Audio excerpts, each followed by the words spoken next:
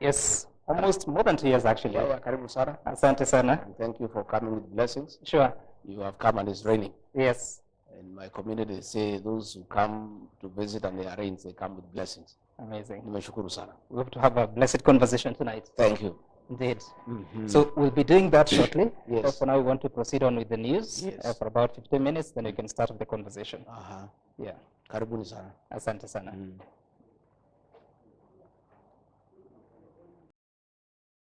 And thank you for speaking to us, which we have to say from the onset that it is at your request to have this conversation. And let's begin from the latest, because we've seen you in the city going around and speaking to the people. You sound angry. Why are you angry? No, I'm not angry at all. I'm an easy guy. I went to talk to the people of Nairobi because they have been seeking me out for a while because they have had various challenges. And at Wakulima markets, at Gekoba markets, at Muthurwa markets, the traders at Nyamakema, the touts and drivers at Tirum, they have been seeking me out over various challenges where they feel that they have not been treated very fairly by the county government of Nairobi. Right. And I therefore went to listen to them because as a leader, when the people whom you lead call upon you to listen to them, that's what good leadership is all about. So you are listening to them? Yes. What did they tell you? There are very many challenges at Wakulima Market over forceful eviction to Kagudo Road after having been there for almost 30 years without adequate public participation. And I think 2 weeks ago, there were attempts to forcibly evict them, and they are quite unhappy. And they wanted some intervention. Again, at Muthurwa Market, they have had challenges over health. There are hazardous challenges in terms of garbage collection, in terms of lack of water, lack of sanitation, and they would want some intervention. Again, at Gekoba Market, there has been challenges about threats to evict them from where they have had their livelihoods for many years. And they wanted me to listen to them and try to see what intervention we can make. Basically, it was a day for me to go and listen to these people because they have been looking for me for a while. But what will you do? The city has a governor who has explained that they're not necessarily evicting the people from that market. It's only that those that are excess need to move to a different location. What solution will you offer? Well, the fact that they are looking for me means they are not satisfied. Because if they were satisfied with what they have discussed with the governor, they do not have to look for me. People do not agitate where there is no cause. So the fact that they wanted me to listen to them means that they have not, their issues have not been addressed to their satisfaction. That's what I'm asking, because the city is under the leadership of the county government. What will you do as deputy president? Well, mine is to profile the matter and bring it to their attention because it's important. You see what is happening. Why those people look for me is that when the governor of the city of Nairobi was seeking for votes, I held his hand and I went and talked to those people. And I asked them, because they know me and they trust me, that he'll take care of them. And once they feel that they have not been taken care of, they have come to me. Because I was guarantor to Governor Sakaja that he would take care of. What does that mean, guarantor? Guarantor is like when you go to a bank and you want to take a loan, and you don't have security, somebody else can come and offer his title deed for you. I went because those are people who speak my language and talk to them in my local language, and they wanted an assurance. They say, this Johnson Sakaja, GACHAGUA, we don't know him well. Do you know him well? I said, yes. Are you telling us that if we give him our vote, he'll take care of our business interests? I said, yes. Are you giving us that assurance? I said, yes. So I gave that assurance, like all you do when you are campaigning for somebody. And therefore, when probably they have felt that the governor has not treated them well, as the guarantor of Governor Sakaja, they have sought me out and asked me questions, hard questions. That's what I'm asking. What are you going to do? Because well, there's separation of powers. The fact that we are discussing the matter with you here. Just hold on, Deputy President. The separation of roles between the national executive and the county executive is quite clear. You cannot supervise a county government, can you? I am not pretending to supervise the county government. Advocacy is part of governance. The fact that the matter is being discussed here is good enough. It means the matter has gotten the right attention. I've seen the governor has written a big reply. That is good enough, because if I had not gone there to listen to them, he would not be replying to that matter. The fact that the matter has been brought to light is good enough. And that is what leadership is all about. Because at my level, I've given it high profile. Everybody knows there's a challenge. The governor knows there's a challenge. It's incumbent upon him now to deal with that challenge. But I have undertaken, my rightful role as guarantor to Governor Sakaja to those people by going there and give them an ear and listening to them. And because of the publicity that has gone with the tour, the matter now is under discussion, which is a good beginning point. Interesting. And of course, we'll get back to that later on. But first, that was not the only issue that you were talking about while in the city. You also said a few things that I want to reference just a little bit. Mimi siwezi kubali mambo ya uongo, ndio kwa maana wananipiga vita. Kama mko na shida na mimi, kujeni munishtaki kwa wananchi. Who are you talking about? Some of you know what is happening, and I had hoped probably before we get to that discussion, we'll discuss matters to do with what I do. No, we'll get there. We're just coming from the matters arising from the events that you had in the city today. What I am saying is that it is everybody's knowledge that I'm a truthful person. And many people are uncomfortable with that truth. When I raised that matter of Wakulima market, I was called all sorts of names, including being called a tribalist. Given the fact that majority of the people in that market come from my community, matter beyond my control. And it was assumed that I'm talking because probably they come from my community. Far from it. In that market, there are traders from all communities. And when I bring these matters to light, many people have a problem with me. And the fact that I insist all the time that we honor pre-election pledges. There are things that we promise the people. We went there with Governor Sakaja and promised the people of that market that under our administration, their business can only flourish. It cannot become worse. We agreed that our administration will never oversee demolitions and evictions.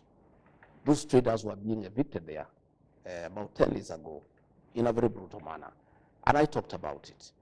And many people are uncomfortable with that. And what I'm saying is that anybody who has a problem with my conduct, you go and report me to my employer. My employer are the people of Kenya. These are the people who employed me.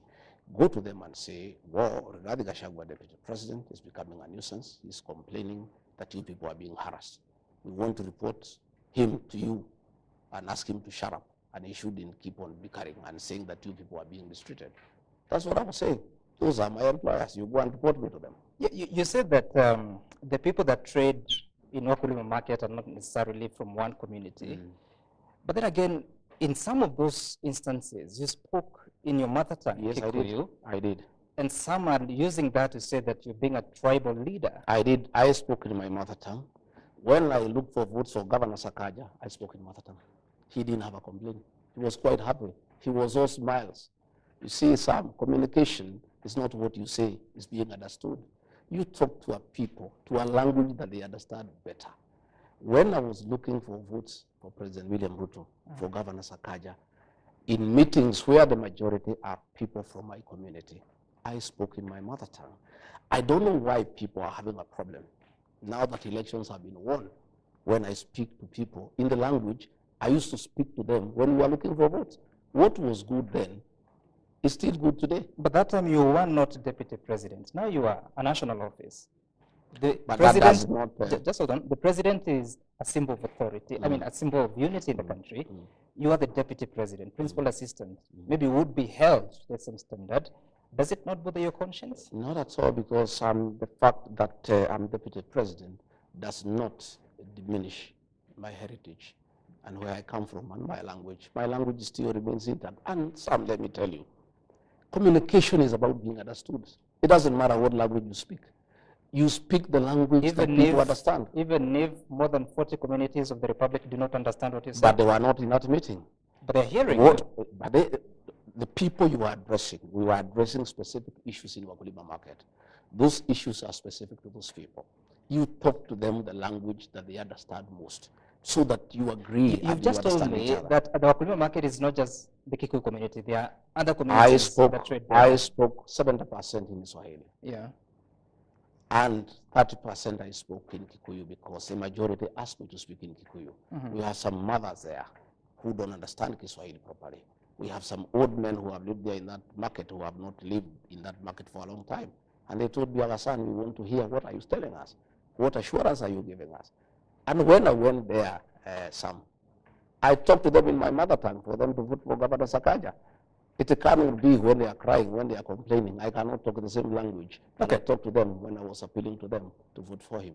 You said, wale wanaopanga hii upuzi wasiharibu hii Kenya. Hii Kenya imekuwa na matatizo mengi, wakijaribu hiyo maneno, Wakenya hawatakubali. What is being organized? Nini inapangwa?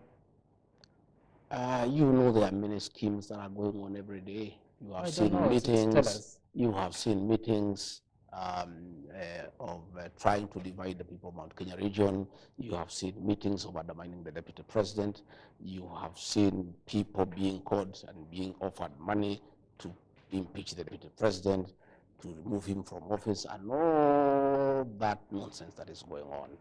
And I was saying, you see, some are elected by the people. And I asked the people directly whether they have a problem with my leadership. And they said they don't have. I drew my mandate directly from the people. And what I was saying, anybody who has a problem with my leadership, anybody who has a problem with my conduct, has every business to talk to my employer, the people of Kenya. Okay. Those are the people who make decisions over my conduct. Those are the people who can appraise my performance. Those are the people who can give an opinion as to what they think I'm doing, whether it's right or wrong. Okay, you're saying that people have been offered money to remove you from office. How so? It's the worst kept secret in Kenya. I leave it at that. No, but you're talking about it. How much money has been offered? Well, it's neither here nor there. No, it is. I think let's go for more informative discussion. No, we will get there, Deputy President. We just want to dispense with this because you're the one who is saying it, that people are being offered money. Indeed, that's a crime, isn't it? Yes, of course it's a crime. So who's offering the money?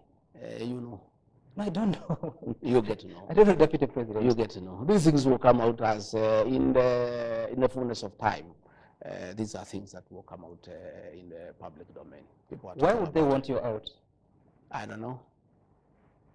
I don't know. What are they telling you? They'll tell us. When they want to get us out, they'll tell us. They say that I'm high-headed. Yeah, that I am too people-centered. You know, that I'm listening to people too much. You know, that I am asking people to listen to what Kenyans are saying. I don't think it's a crime. I think leadership is about the people. And for you to be a good leader, you need to listen to the people. And I keep on listening to the people myself. And I keep on asking leaders, my fellow leaders, to listen to the people. And I'll continue listening to the people. And that's what I was doing today. And I'm wiser this evening than I was in the morning when I left here. I have known many things. I am well informed. Because you must listen to your employer, because it's important that you listen to your employer. You're saying that people who have a problem with you should consult the people. In what forum? I mean, where is that in the Constitution? Consulting the people about leadership. So that they can take action against you. I mean, where do you place that in the Constitution? I'm talking about leadership. I'm saying before you take any decision on any issue, on matters governance, on matters leadership, it's important that you listen to what the people are saying all the time. And that's what I do myself. I don't, even the Constitution, 2010 Constitution, you know, gives public participation as an integral part of our governance structure. That anything that affects the people drastically, you need to listen to them. You need to go to them. You have seen many things going to court and being thrown out for lack of adequate public participation. Public participation is part and parcel of our life in this country, and more so in matters leadership, in matters governance. Deputy President, who told you there was a plan to impeach you? I am a consumer of information. When you call people for meetings, most of them are our people. When you coerce them, you intimidate them, you offer them bribes, they come and report to us. And, you know, what people must know is that people have loyalties. And you may talk to many people and tell them what you want them to do, and you think that you are keeping a very big secret. You know, we get to know these things when the meetings are going on, or immediately after the meeting. You know, meetings have been held in Nyahururu. We know what was being discussed. Meetings have been held in Kitusuru, you know, in the house of a cabinet secretary. We know what was being discussed. We know the amount of money that exchanged hands. How much All is these things are in the public domain. How much? Never, don't worry. Are you interested in the money yourself? Don't worry about. I don't think anybody will find any of that money, so you shouldn't be worried about the amount. But all these things that are happening, people know, and some. Now, let nobody underestimate the intelligence of the Kenyan people. The Kenyan people are very intelligent people, and they have come of age. And as I listen to people today, even when I was going to explain to them what is happening, they said, no, don't even bother. We know. You know, Deputy President, the interesting bit is that you're revealing information, but halfway. You've just now revealed there's a cabinet secretary who hosted a meeting in Kitisuru. Who hosted the other meetings? Who organized them? Some have told you. You have seen the meetings yourself. I've just told you what was being discussed inside those meetings. I'm giving you info on what was going on. You are aware of the meetings. The only meeting I know about is of the members of parliament that came out and said that their leader is now... That was not the real issue. No, the real issue is what I'm telling you about. In that meeting, it was discussed that they were going to be the one that was held the whole night in Nyahururu. The whole night, that was what came out is not the real issue. The one of dividing the mountain into two, the one of looking for another leader, that was not the issue. The issue is how you can force a deputy president out of office. You know, that was the issue. It was the real issue that was being discussed in that meeting. And people know, and they reported to us, many people, most of them were coerced in that meeting. They were intimidated in that meeting. In fact, in the photograph, there were only 28. There were 35. And 7 of them ran away because they didn't want to be photographed.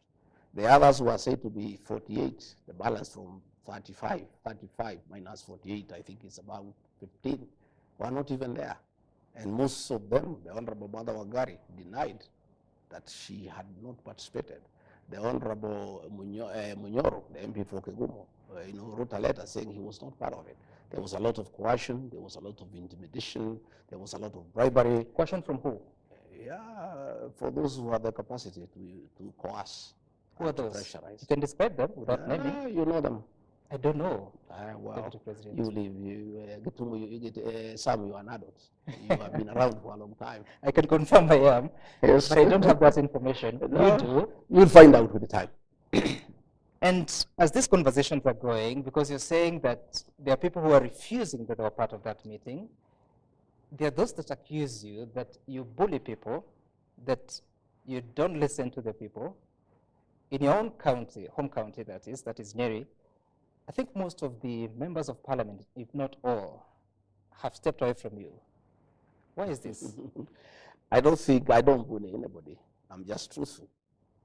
I ask members of parliament. Let's unpack that. What does truthful mean? I just ask the members of parliament to listen to the people, to listen to the ground. They call that bullying.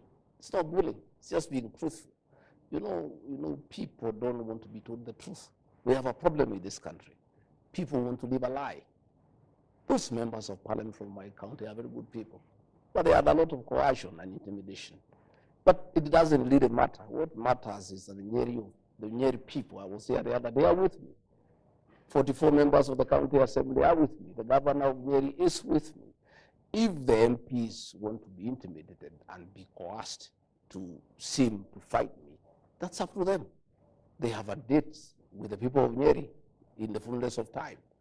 And I'm really not bothered by there are reports that, Mr. Deputy President, you're working with opponents of sitting members of parliament to decampaign them ahead of the 2027 election. I am not working with any opponent of anybody.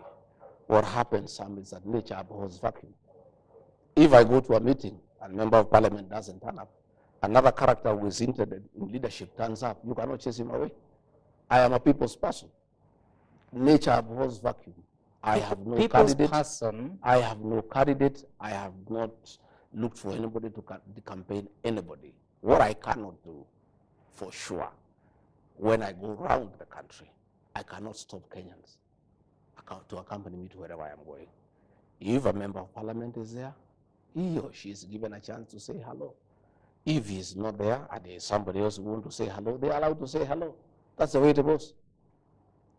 Yet, some of them claim that you're forcing them to attend meetings. I don't force Case anybody. in point, the member of parliament for Nyeri Town once told me in studio that you had invited him to join you in a meeting, and he excused himself saying he was committed elsewhere, only for you to go and speak ill of him. I have no capacity to force anybody to attend my meeting. Meetings are voluntary. My meetings are very well attended because I have a huge following. Any clever politician would attend my meeting. If he or she chooses not to attend, I have nothing to do with it, and I don't complain about it. You know, all I say is that if you want to come, my office, as a matter of courtesy, informs every elected leader of my tours around the country. The decision whether to attend or not, or whether to attend or not to attend, is your decision as a leader, and I would not take offense for you not coming, because I have nothing to do with you. You know, I heard somebody saying that that I'm unhappy somebody has not come to accompany me to church. Sam, what you need in church is a priest, the choir, and the congregation, and the service is on. Whether a member of parliament is in church or not, that will never dilute the quality of the service. We go to church to listen to the sermon, to praise and worship. And if the church choir is present, the congregation is present, you know, and in fact, the Bible says where 2 or 3 are gathered, that's where God is. That's all you need, 2 or 3. I don't think I have any issue with anybody attending my meeting or not attending. I am not bothered, really. Okay.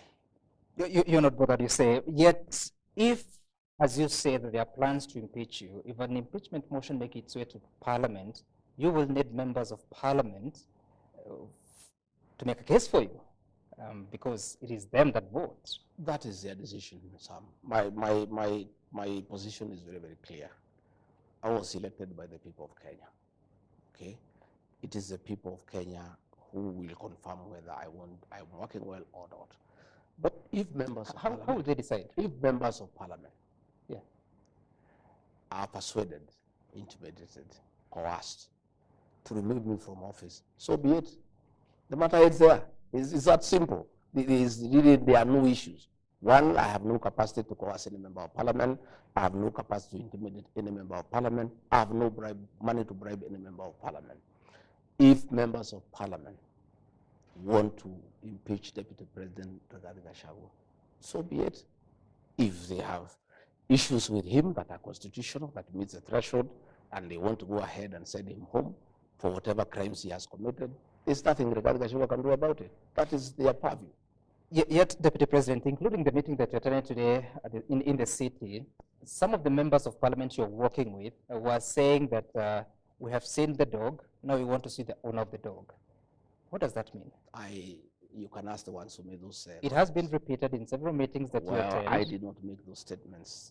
Those are questions you can ask those who made Are you concerned that such kind of language is being used in your presence? Well, all kinds of languages I've used in many meetings, including where I am personally abused. And that is what is happening. The country is in that mood of abuses, of tough talk, of campaigning, and there's nothing I can do. I have not studied it. Does it bother you? It bothers me a lot. So what are you going to do about it? Well, it's up to our boss to decide what should be done, because he is our party leader. He can call a PG and bring down the political temperatures, tell the members of Parliament to stop attacking each other, ask those who accompany him who abuse the Deputy President to stop, because if he told them to stop, they'll stop. Ask them to stop these night meetings. If he told them to stop, they'll stop. By your boss, you mean the President? Yeah. If he did, they'll stop. It's really him to provide leadership so that the country can go back to work. We have many challenges as a country. We have promises that we give to the people of Kenya. We have stored projects that needs to be completed. We have pending bills over 900 billion that we need to pay. We have housing program. We have health issues. We have issues of business. It is unfortunate that the country has been put in an election mood. You know, people are just talking about politics. how they'll impeach so-and-so, how so-and-so is useless, others are calling others snakes. There are all sorts of things that are going on. It's really upon the President of the Republic of Kenya, who is also our party leader, to put his house in order. What responsibility do you take for what's going on? Well, I have no responsibility because my team answers to what is going on, because we are also politicians, and if there is an onslaught against the Deputy President, he too has people who support him. If you abuse him in meetings, the team that supports him will also answer. That's what happens, because they cannot just keep quiet. So it's upon our boss, President William Ruto, to call his house to order. Have you spoken to the president? Yes, I've talked to the president several times, and I've asked him to call his house to order. Yeah, he's here to do it, and I trust he'll do it, because the atmosphere we are having, the environment we are having in the country is toxic. Kenyans are very unhappy about what is going on. How can people be meeting possibly at this time to discuss how to impeach a deputy president when the country needs a lot of work to be done, when we have roads that have stalled for years, when we have people who cannot pay hospital bills, when we have challenges of water, when we have issues of a good business environment? How insensitive can we be to the Kenyan public that we can sit to discuss on how to dispose of a deputy president who is in office, when there are very many issues of very great concern to the people of Kenya? I would rather, if it were possible, all of us to agree to go back to factory settings and be very fair to the people of Kenya. We were just elected 2 years ago. We have not delivered on the promises that we give the people of Kenya. Yet we are back there now saying so-and-so is bad, talking about 2027. Even some people had started talking about 2032. People are looking for running mates. People are saying GACHAGUA will not be this, so-and-so will be this, so-and-so can join with the so-and-so. I mean, it's very unfair to the people of Kenya. It's extremely insensitive. And I would rather, if it is possible, our boss, President William Ruto, to call his house to order. Okay. Because if he called his house to order very decisively, this house will get into order and people can go back to work and everybody can do his work. Everybody has our work is well spread out. The president has his job to do. I have a job to assist him to deliver on the mandate. Members of parliament have work to do in terms of legislation and oversight. Governors have work to do in terms of running the counties.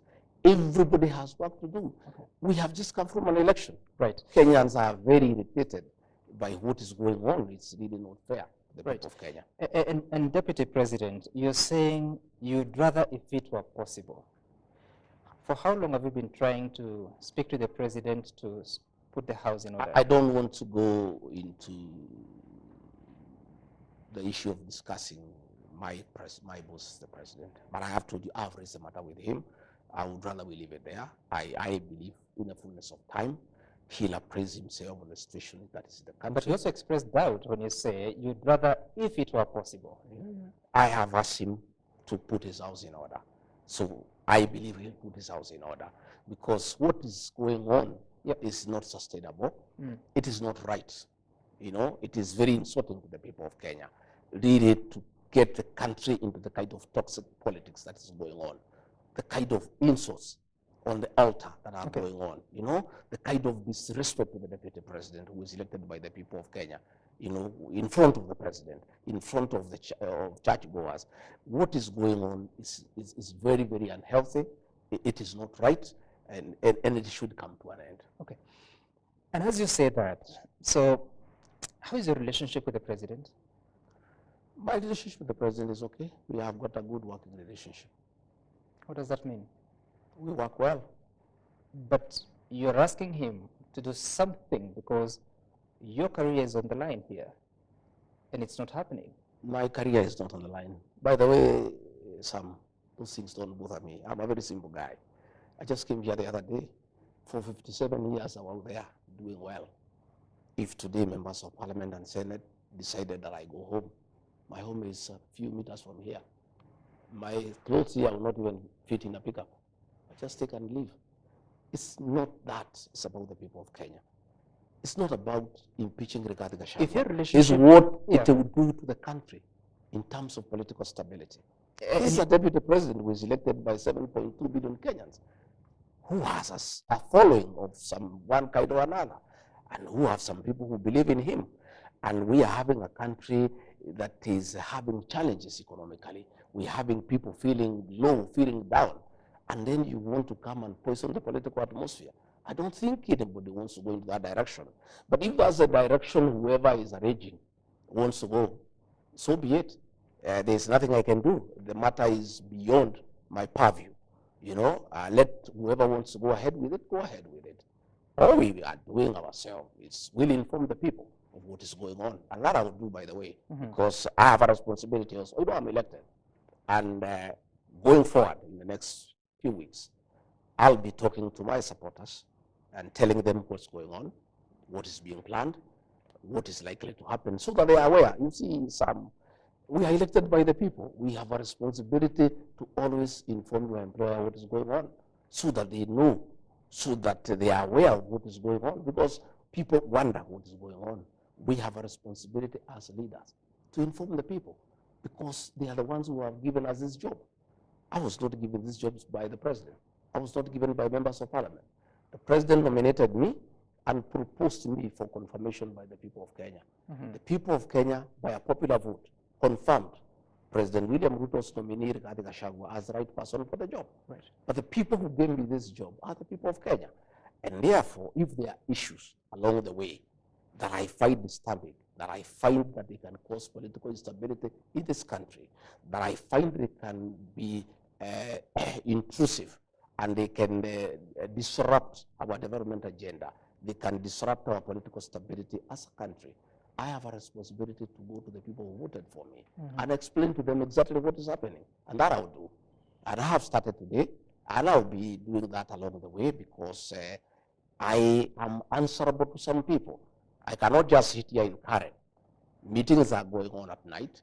You know, people are being intimidated. People are being coerced, you know, to disrupt, you know, my term, to stop me from doing my work. And I just sit here. I cannot. I'll go to the people and say, good people, you gave me the job. Are you happy with what I've done so far? Yes or no? Okay. If you have a problem you want me to correct, but my people, this is what is being planned. And it is so and so who is planning it. So when you see it happen, please know this is what is going on.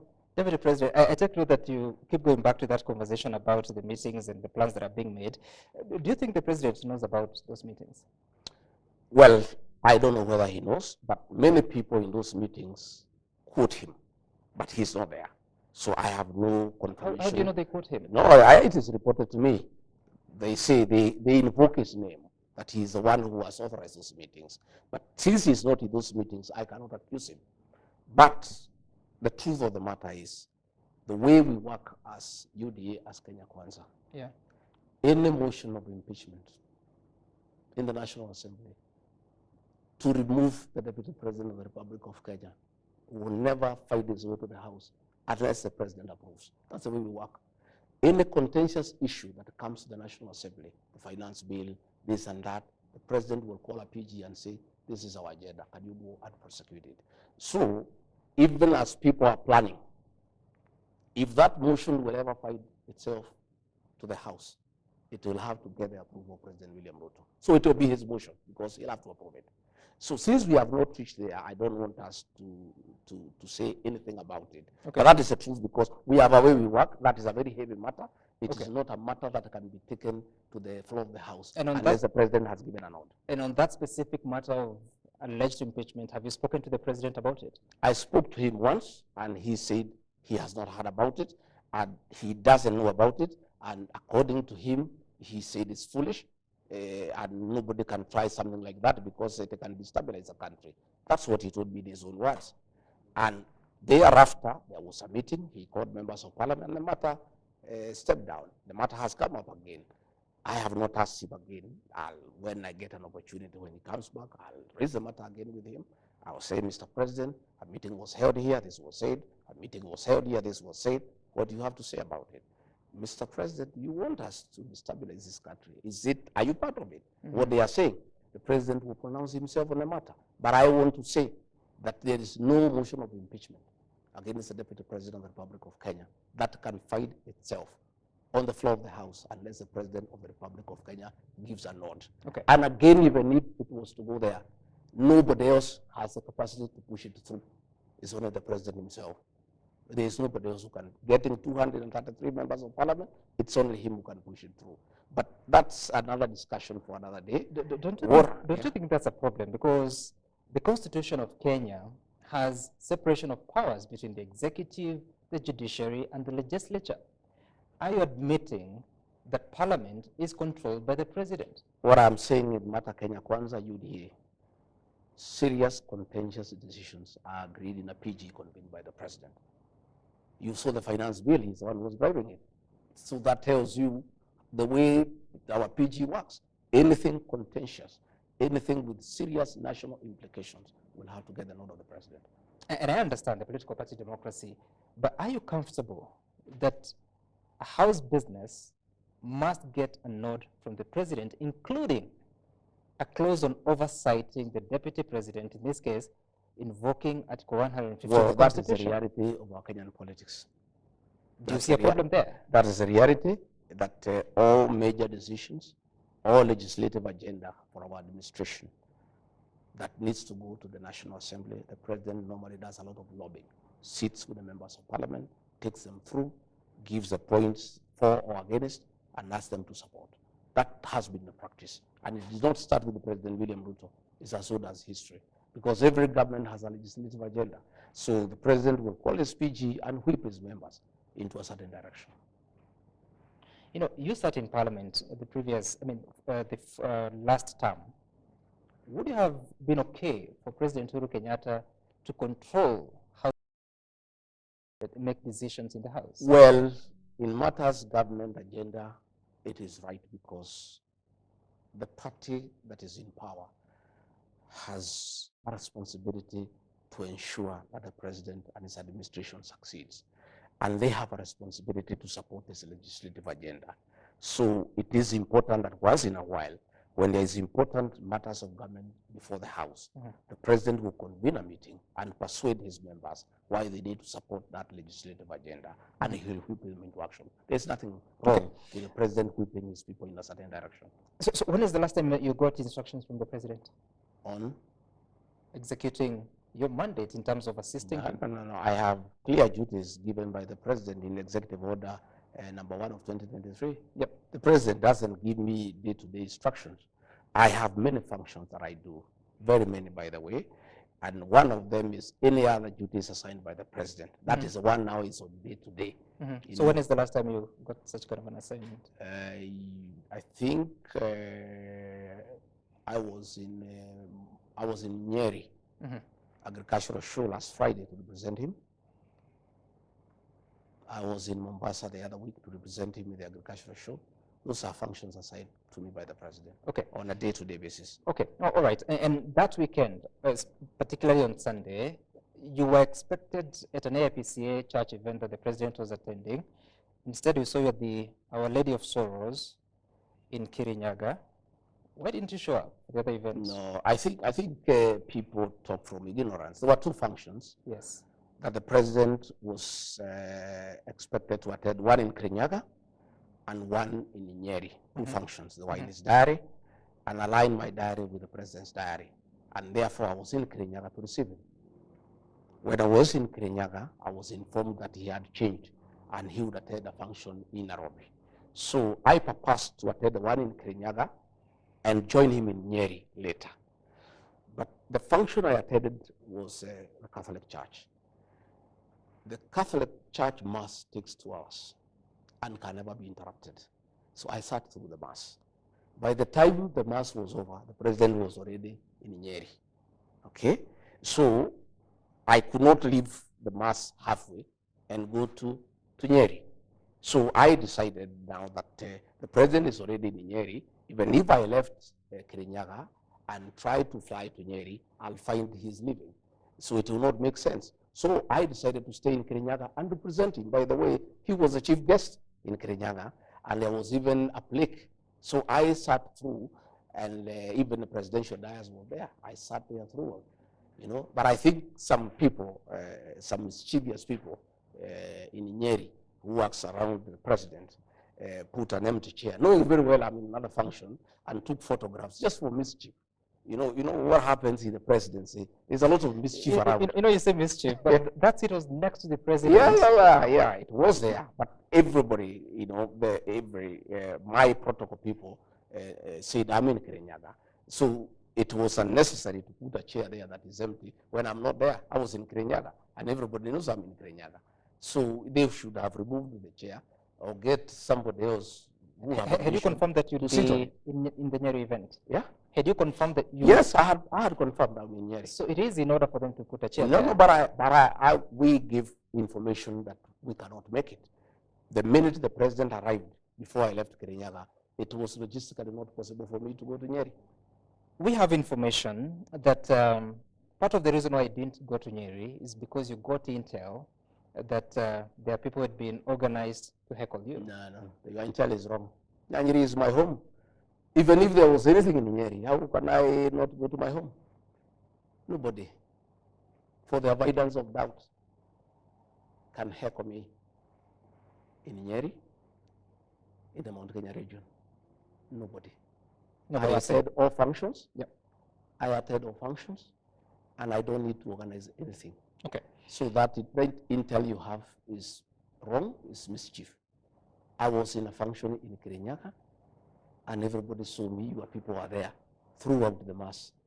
So I don't know why people want to decide for me. So who represented the message of the president at the Kirinyaga mass?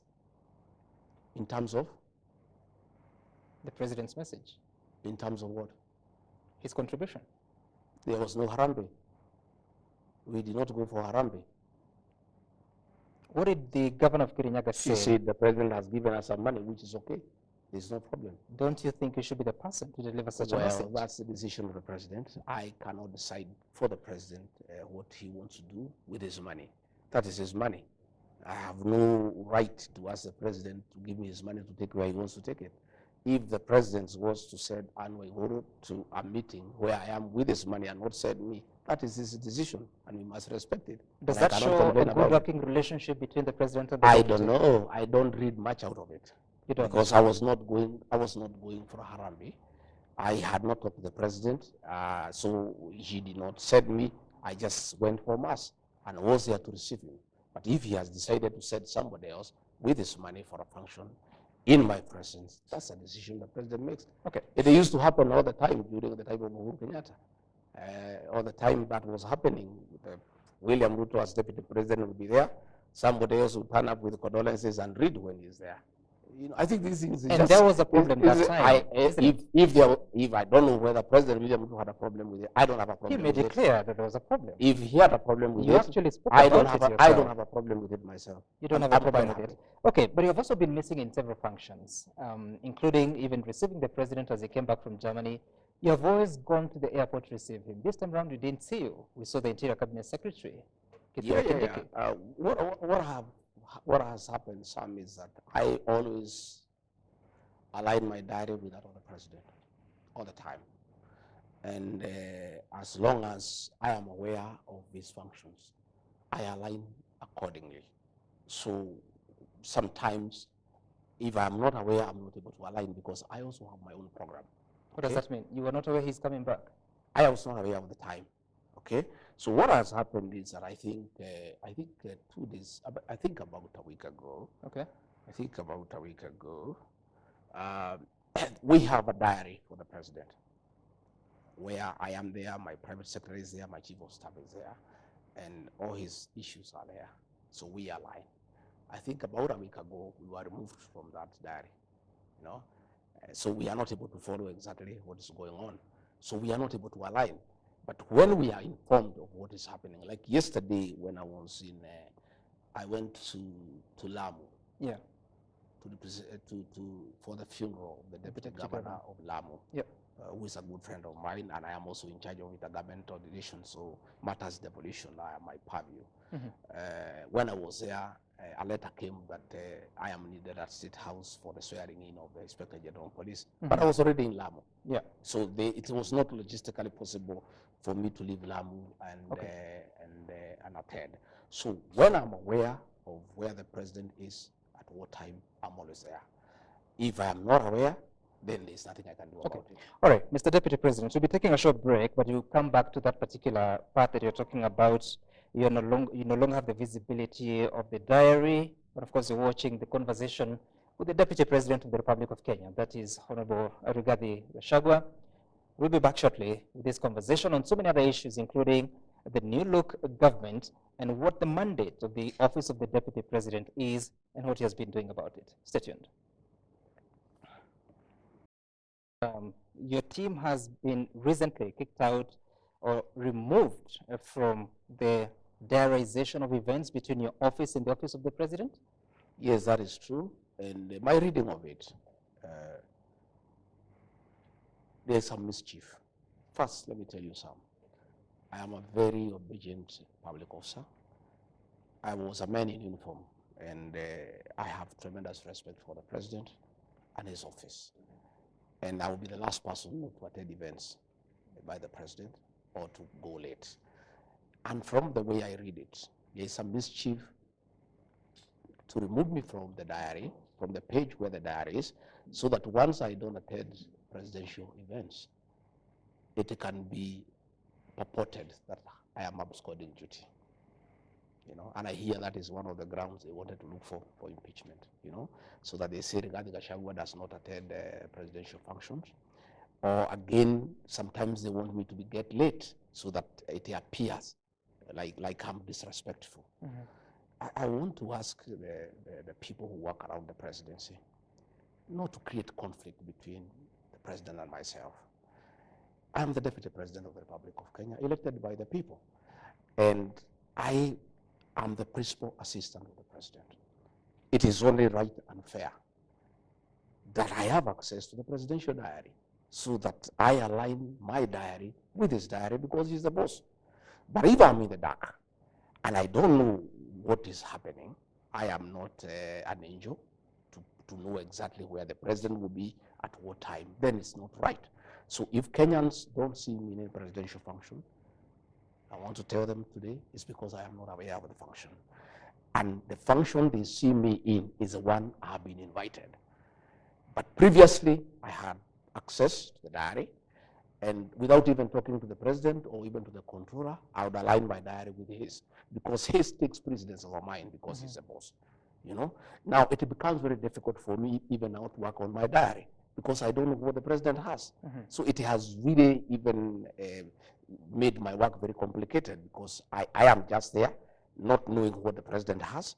So I am not able to arrange my events, you know, going forward. But what I'll do, I'll talk to the president at the right time, and I'll see what is the problem. Okay. I don't think the president, in my view, will be petty to ask anybody to remove from the diary. I think it's just some handlers around the presidency who want just to create mischief, to portray me as somebody who is disrespectful, and to portray me as somebody who is absconding duty. I am an alcoholic, and everybody knows, including the president. I'm available for duty. I'm available to assist the president 24/7. Right. But work needs to be made, you know, straight so that we are able to work properly, so that I align my diary with his, and I'm able to assist him as it is supposed to be. All right. Who is the custodian of that diary? There is a page with everybody there. There's head of public service. There's the president himself. There is a controller of state house. There's a deputy chief of staff. There was me. There was my chief of staff. There was my private secretary. There are security people. The people really who handle the president and myself were in that page. And you know, we even share. What do you mean with the page? No, they are the ones who handle the president's issues, his movement, you know, hospitality people, security people on that page. So that once his activities are known, everybody aligns automatically, and there has been a lot of efficiency because you have the information so that you are able to plan, you are able to coordinate. If you are flying, you know, you are going by chopper, you prepare. If you are going by road, you know. But when you don't have that information, then it becomes extremely difficult for my office to align with the president's office. Help Kenyans understand. So this diary, is it a physical book? Is No, it no, it's a a WhatsApp WhatsApp. group? It's a WhatsApp group. WhatsApp group. It's a, every day, things now are good with this So- digital space. It's a WhatsApp group, and it's updated as you go on. And the president updates it sometimes himself, the controller does, and we all keep on aligning. So sometimes he'll have a program, he'll move it from this day to that day. I get into my diary and change mine and align with his. You understand? So your team is no longer in that WhatsApp No, group? I myself, I was removed. My private secretary was removed. My chief of staff was removed. So we have no access to the president's diary. Who removed you? The private secretary to the president. Who's Yeah. that? Yeah, he's called Mayo. I will show you. I was looking for my phone. I wanted to show you. He removed me. So once we are not there, then we don't know what's going on. So let nobody, let no Kenyan, and let those people in State House who are trying to say that I don't attend meetings, let them return me in the page so that I know what the president is doing, where he's going, what time, so that I'm able to align and give him support, as I've always been doing. But I cannot do it when I don't have access to that information. Does the president know you're no longer in the WhatsApp group? I don't know. I've not asked him. You haven't? No. And it's been how long? You said a week? I think it's about a week. About a week. And you haven't spoken to him about it? No, I've not spoken to him about it. To be truthful, initially I thought it's a little bit petty. Okay. But now that the matter has been raised, and I have seen Kenyans have been asking, yeah, and I have seen some mischievous bloggers in State House trying to insinuate that I'm absconding duty, I have decided to give this information to the people of Kenya in the spirit of the truthful man, a man who speaks the truth, so that the people of Kenya know exactly why I'm not in this function. I think I owe Kenyans the truth, because again, as I told you, Sam, I'm employed by the people of Kenya. They need to know why is the deputy president who they elected not alongside the president in the function. I think we owe that information to the people of Kenya. And do you know why you would be removed? I don't know, but I have told you, there are mischievous people around the president. Why are they mischievous against you, Deputy President? Well, I don't know. How do you explain mischief? People have many motives. People have many motives. They are mischievous people trying to create a wedge between me and the president. And it's been going on for a while. And I take it in stride myself, because I'm also an elder, and I'm also an officer, who is well trained. I was trained in paramilitary. I have tremendous capacity for perseverance and endurance. I'm able to take a lot of flack, just quiet, and taking it in good tiding, because I am quite mature in my leadership, in my approach to life. And many, many petty things, I have ignored them, because I sometimes I don't want to become petty. So there are many characters around there. You remember, Sam, when the king was here in State House, the King Charles III. Yeah. I think the president had sent me, I think, to Berlin or to Brussels. I'm not sure. I can't remember exactly to which country. And so when the king was in State House, I was missing. Okay? A blogger who works for the president created a Photoshop. And I know you can remember. Just for mischief and to demean me. Created a Photoshop that, the king is here, working with the president. Then there was a window there. And RIGATHI GACHAGUA had been locked in that window. And he actually circulated on his blog. Until Kenyans complained, then he brought it down. Just to demean the deputy president. And these are people who work for the president. And you wonder why. How come you work for the president? You want to demean his deputy. And I told them, I raised it with them, the head of communication. I said, you think you are demeaning the deputy president? You are not. You are demeaning the president. If there is a perception that the president has locked his deputy in a room somewhere so that the king does not see him, who looks bad in this situation? It's the president who looks bad. So there are many people around the president who are very petty, who are full of mischief, and who are hell-bent on creating conflict within the presidency. I would like to ask the people who work for the president to be honorable and decent people.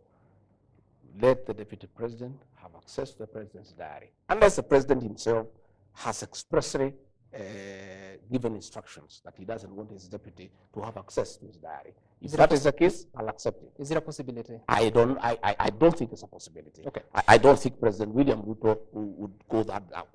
But if then I am not reinstated, now that I have brought it in the public and the president will know about it. Yes. If I'm not reinstated, then it follows. It is clear. And then the instructions that says a lot about your relationship with the president. You just said that because you've raised it in the public, now the president will know about it. What happened to the two of you? I don't you know. were very happy on the day of inauguration. In the weeks before the election, you were very happy moving around the country. Know. Looking at it, I am not a mystical person. I'm a Christian and a very true believer. But I think it looks like there is a jinx around this office of the deputy president. And President William Ruto had a very rough time with the President Uhuru Kenyatta. Right. But luckily for him, he had 5 years to work and work very well without any disturbance. President William Ruto gave a promise, a commitment to the people of Kenya. When he was complaining the way he was persecuted, he was mistreated, he was demeaned, he was harassed, he gave a commitment to the people of Kenya that under his watch, if they elect him as president, his deputy will never be demeaned, his deputy will never be harassed, his deputy will never be persecuted, his deputy will never be disrespected, and his deputy will be facilitated to work and work well. For the first year, that happened, and I'm grateful to him because he did not allow anybody to disrespect me. He did not allow anybody to interfere with my work. But the second year, I must tell you, that is happening. You know, cabinet ministers have been abusing the deputy president. Just the way it was happening during the time of Uhuru Kenyatta. You remember Tobiko called President William Ruto a clerk. Matiang'i wrote him a message that called him an idiot, and people disrespected him. People were intimidated, people were harassed, and President William Ruto made a commitment to the people of Kenya that if he is elected president, it will never happen that his deputy will be disrespected. Today, the deputy president is abused by people hanging on his car, and the president is quiet. Cabinet ministers have been abusing the deputy president is quiet. The president has given many promises to the people of Kenya. Some of them he has not been able to fulfill them because of the difficult economic situations that we are in, and it's understandable. But there's one promise he gave to the people of Kenya that requires no finance. It requires nothing. It requires him to be a gentleman and keep that promise. The promise he gave the people of Kenya, that under his presidency, his deputy will not be abused, his deputy will not be disrespected, his deputy will not be intimidated, his deputy will not be persecuted, his deputy will not be harassed.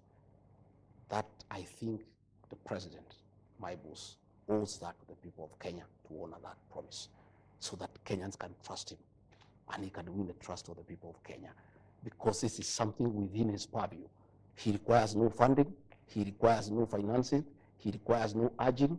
It's a commitment he gave. And he also gave it to me, right, with my wife and my children. When he asked me to be his running mate, I sat with him and my wife and my children, and we asked him, we have seen what you have gone through.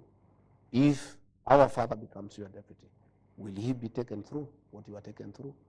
And he gave us as a family a very firm commitment that that will never happen. I'm asking President William Ruto, my boss, please keep your promise to the people of Kenya. Stop those people who are abusing your deputy. Stop those ministers who are demeaning your deputy.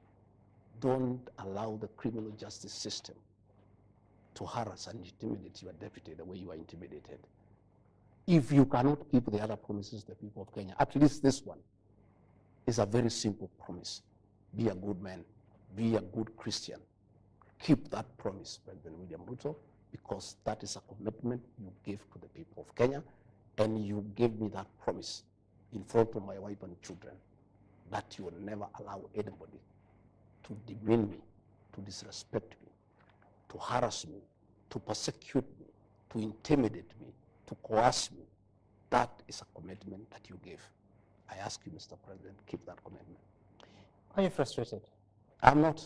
I am, let me tell you, son, you don't know me. Many people don't understand Rigathi Gachagua. Rigathi Gachagua is a seasoned leader who has seen many ups and downs. I underwent hell in the last administration to support President William Ruto. Cases were fabricated against me for studying with President William Ruto. My wealth was confiscated for studying with William Ruto. But I'm a very, very, very principled man. I stood with him to the last man. I never expected this to happen. You know, my family is devastated. You know, that this can be happening to their father. A man who went out of his way to start with President William Ruto and make sure he's elected president and took the flag for it. And I say, even if there's a jinx around this position, at least President William Ruto was allowed to do his work for 5 years without interruption, without harassment, for 5 years. I've only done 1 year. And what is happening to me is worse than what happened to President William Ruto. I asked President William Ruto, please allow me to work. Allow me to work for the remaining 3 years. Let me serve the people of Kenya. Okay. Let me serve the people of Kenya and keep your promise. Keep your promise, Mr. President, so that you can win the trust of the people of Kenya as an honest person, as a person who keeps his promise. What is happening is not right. It doesn't augur well, and it has, to a great extent, eroded the trust of the people of Kenya in your leadership. Please, Mr. President, I am here willing to work, to serve you with the dedication, to serve the people of Kenya, to support you the way I've always done, to undertake whatever responsibilities that you assign me. But let the insults in your presence stop. Let people not hold night meetings. Let this money that is being used for these meetings assist us to pay pending bills, Mr. President. People are suffering. Resources are being mobilized to do politics, to divide the people of Mount Kenya region, to fight the deputy president. When Kenyans are suffering, when we are collecting taxes from people and we are saying we don't have enough, how come millions of shillings are being mobilized across the country to fight your deputy president, to undermine his work, to divide the people of Mount Kenya region for political purposes? I think this is the lowest moment of our administration, but I am hopeful that this can be corrected and all of us can go back to work and the people of Kenya can be given an opportunity to enjoy the fruits of their vote to the president and I. Right, and I'm sure the president will get your message. Now, what was your role in the formation of the broad-based government? My role was very simple, agreeing to the proposal by the president. President William Ruto sat me down and told me that he had made a decision that he needed to bring in other people so that we stabilize government and we bring everybody and we make everybody feel part of Kenya, and I was agreeable. And I told the president, if that is the intention, and to make our country move forward, improve the lives of our people, I'm agreeable. And I accepted 100%, and I support the broad-based government. I support the decision by the president. I embrace the people who joined us, and I am working well with them, and will continue working with them. What causes confusion is many people asking me, how is it that the president called for broad-based government to bring in everybody so that we have one cohesive country, so that everybody is part of it, yet people are planning to remove others? How does it work? Right. That we have brought in ODM people to come and join us, yeah? And then we are saying, now that we have brought these ones, now we have the numbers to chase this one. Then the whole thing would not have been very genuine. If that is the case, it doesn't look then genuine, because I am told they are saying they didn't have the numbers to remove Rigathi Gachagua. Now that Raila Odinga has come on board, they can use his members of parliament to join and kick Rigathi Gachagua out. Then that would defeat the purpose of the broad-based government. But from what the president told me, and I believed it, is that we are bringing these people so that we have one country that is cohesive and we carry everybody along. And it made sense to me. Do you still and I'm still persuaded that is the way to go. Okay. But from what I am hearing from these characters for the meetings that they hold, and there are people very close to the president, is that the purpose of the broad-based government was to get numbers so that they can get the numbers from ODM, join the ones from Kenya Kwanza to chase Rigathi Gachagua away. If that was the intention of the broad-based government, then that would have been the deception of the highest order. And I don't think people would ever forgive the president if that was the intention. You know, and I don't think, from what he has explained to me, and I'm persuaded that he meant well for the country, and I'm in support of the whole thing. But if it turns out that the purpose of the broad-based government was to get numbers from ODM to join and put them together with UDA to impeach the deputy president, then the whole broad-based government would have been a deception. It would have been a con. Have you seen the formal agreement between the president and Raila Odinga? No, I trust the president, and many times, and many people accuse me of being a bit reckless. I am a very trusting person because when you are trusting, you trust others. The president gave me his word, and I was happy. And if there was any written agreement, I'm not aware of it. I took his word that we need to bring these people so that we work together to make our country move forward. By the way, Sam, so trusting is Rigathi Gachagua and his people from the Mount Kenya region that in the whole of this matrix, we are the only people without a written agreement with President William Ruto. We just agreed as gentlemen. I can tell you, when Musalia Mudavadi came to join President William Ruto, they have an MOU. With Moses Wetangula, they have an MOU. Jefferson Kingi, they have an MOU. Alfred Mutua, they have an MOU. Everybody wrote an MOU with President William Ruto. I and the people of the mountain, because we are very trusting people, we trusted President William Ruto, and we agreed to move in one party. We did not even form our own party to bargain with or to negotiate with him. We accepted him because we believed and trusted him. And we moved together on trust. And what we agreed is what we are proceeding on. So I have never asked the president for any written document or anything. I always take his word for it because I'm trusting, so I also trust. Do you regret that decision?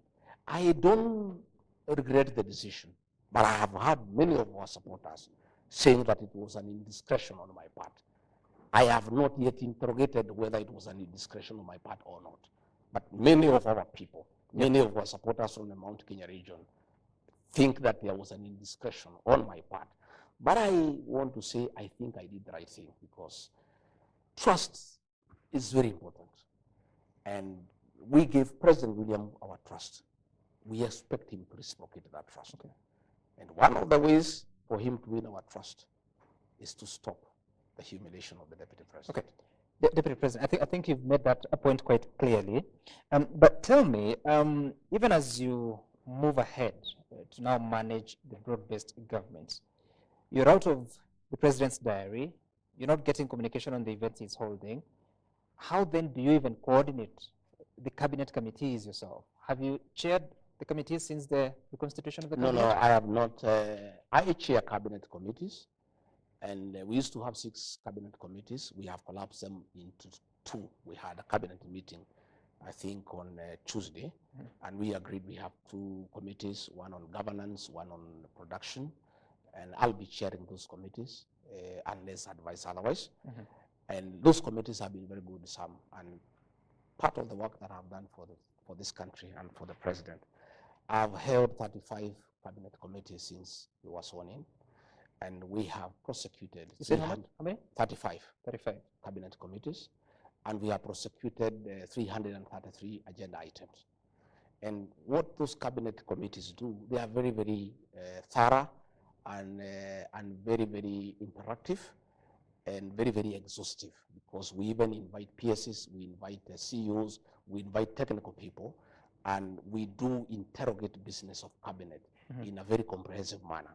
so that by the time we go to the cabinet that is chaired by the president, more or less most of the issues have been agreed on, and the president gives his thinking and he gives his direction, and sometimes he agrees, sometimes he doesn't agree with us, and give it to him.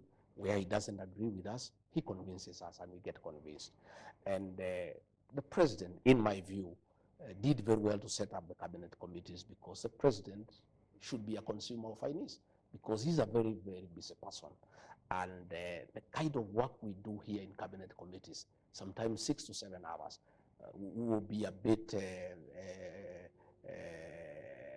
heavy for the president because of his duties. What is the reason so we continue, yeah. and those cabinet committees have worked very well. Okay. And I am very, very, very clear that we'll continue to have the cabinet committees. Right. And we'll be able to look at the CAB memos that have come, and we'll be able to proceed to the cabinet for the final approval.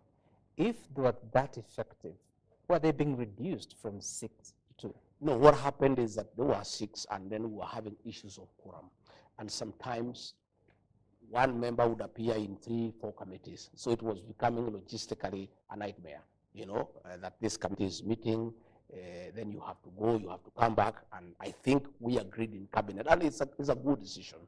We reduced them into 2, one to do with governance, it has 11 ministries, the other one to do with production, it has 11 ministries. And I think it will work very well. Okay. And we'll have the first cabinet committee, I think, next week, and we'll be able to process all the agendas that are before us so that we can proceed to the cabinet. You promised the people, or rather, during the campaigns, you used to say that when Raila Odinga came to the government, under the handshake arrangement with President Uhuru Kenyatta, that's when you lost the Jubilee government of second term. And you said you'd never allow Raila Odinga into your government. Now it appears he has quite a hand in it. Yeah. Is that a deal breaker for you? Well, I look at it differently. Only a fool doesn't change his mind.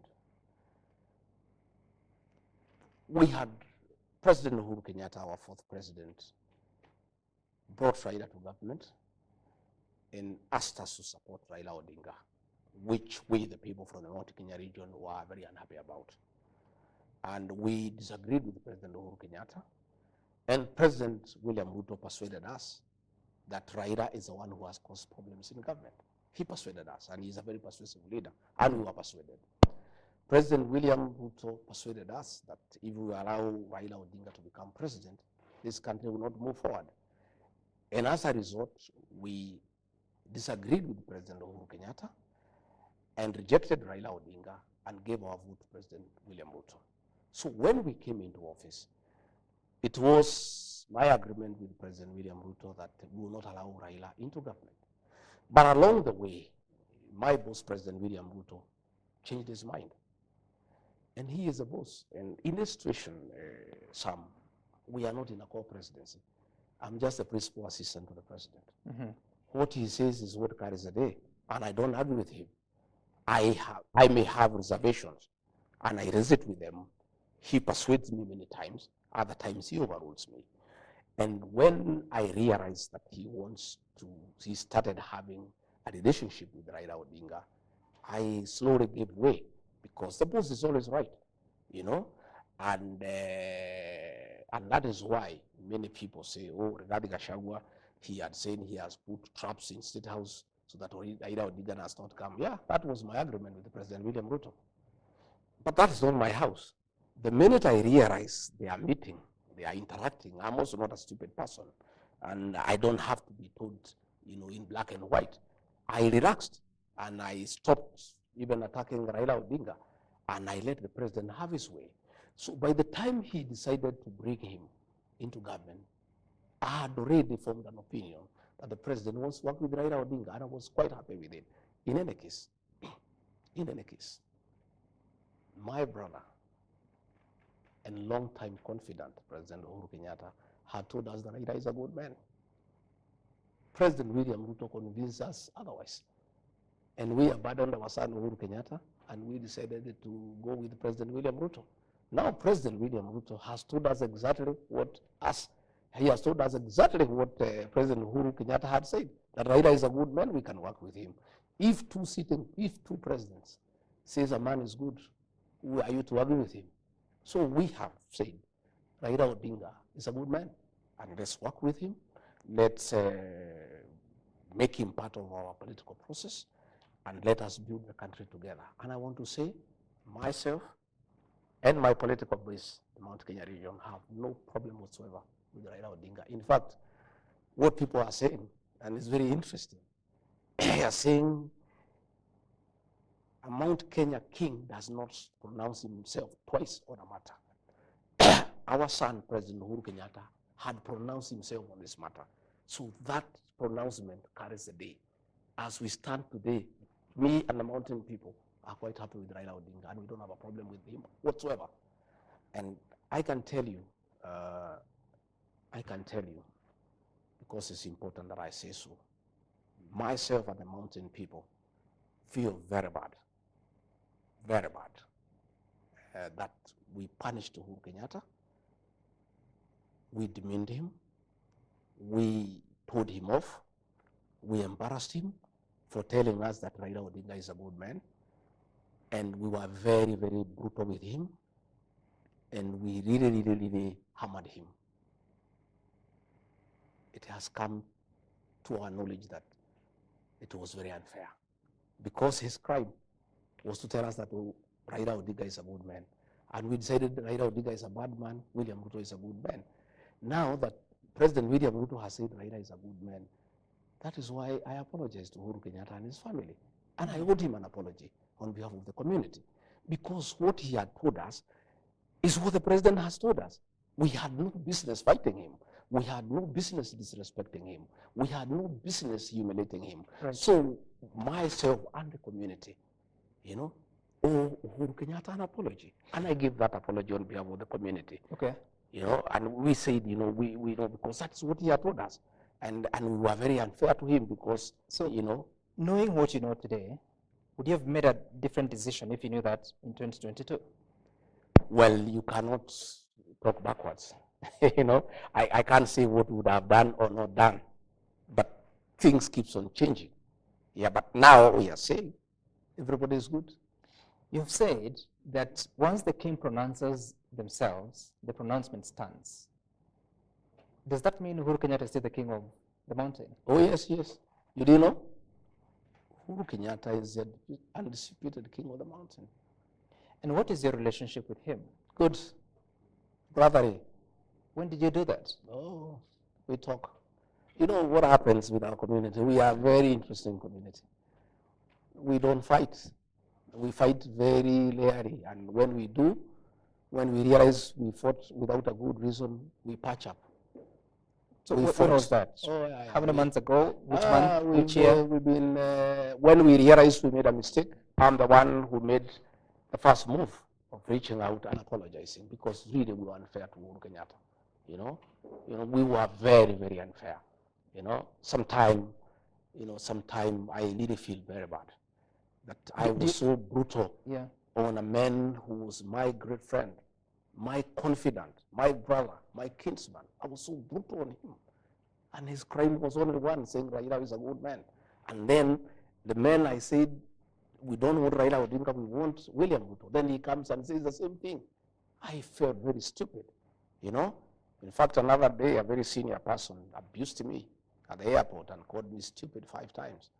And I looked at it, I was very bitter, but I looked at it later at night, and I thought probably he was right. I think I was stupid to fight my own brother, my kinsman, my confidant, for no good reason, for saying another person is a good man. I really regret what I did, and my community does regret, and we are very apologetic to the Kenyatta family. And what happens in my community is a saying that making a mistake is not bad, but repeating is unforgivable. And by the way, let me tell you some. From the experience of my community, myself and the leaders and the whole community fighting Uhuru Kenyatta, our son, a decision has been made by the community. In fact, it's a covenant. Never again shall the people of the mountain ever fight their own. When was that decision made? You know, the people, the Meru, the Embu, you know, they just talk slowly. That has been agreed on. And that's why you find when a few leaders are being told to fight regarding GACHAGUA, they are finding it very difficult because a decision has already been made. When? That, like almost a year ago. By who? By the community. In what forum? Don't worry. There are millions. You don't know our people. There are millions Our of people. Our people don't talk in meetings. They have a way of communicating. That is how they drove the British out of this land, you know, by communicating silently. There is a covenant among the Mount Kenya people that they will never again, ever be confused by anybody, be used by anybody to fight their own leader. They will never do it. And I also want to tell you, for the avoidance of doubt, for those who are trying to divide the Kikuyu, the Meru, and Embu, it's an exercise in futility. Those three are one. And finally, they'll be one. And, you know, we have seen these things happen during the Azimio campaign. Mm-hmm. You use a lot of money, you call meetings, you call MCAs, you call people in tents, you give them money, you persuade them, they take your money. Finally, they make a decision. And you see what they did in 2022. I can tell you, this attempt to divide the Kikuyu, the Embu, and the Meru is an exercise in futility. You can spend billions, you can spend money, you can have meetings, night meetings in hotels, in where, in what forums. Okay. But finally, the people of the mountain are one, and they will never be divided, and they will not agree. They have made mistakes before, they will not repeat them. Deputy President, on the 26th of June, 2024, you were in Mombasa, addressing a press conference shortly after the president had spoken, and you were questioning when the rain started beating the government of Kenya Kwanza, the administration of Kenya Kwanza. And you went out to attack Nuruddin Haji, the Director General of the National Intelligence Service, accusing him that he should take responsibility of the Gen Z protest that led to what we saw at Parliament on June 25th. What was your role in those protests? None. My statement in Mombasa is on record. I don't want to delve into it. I pronounce myself. I said what I thought of the situation. And that remains my truth. And anybody can challenge me otherwise. I don't want to delve into that statement because it was a public statement for consumption. Do you stand with it? I said what I said. Do you stand with it? Have I ever issued another statement countering that one? You believe the National Intelligence Service is responsible for the protests? I've said this, please allow me. I don't want to go into the merits and the demerits of that statement. The statement was crystal clear. It was in broad daylight. It is still there. You can interrogate it. Why would you come out and make such a statement about an officer who sits in the National Security Council, yet you have access to him or even the president? I have said I made that statement. I don't want to go into it.